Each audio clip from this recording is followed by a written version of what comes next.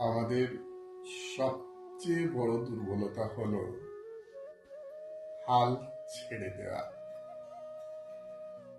সফল হওয়ার সবচেয়ে সুনির্দিষ্ট উপায় হলো সবসময় আরো একবার চেষ্টা করা।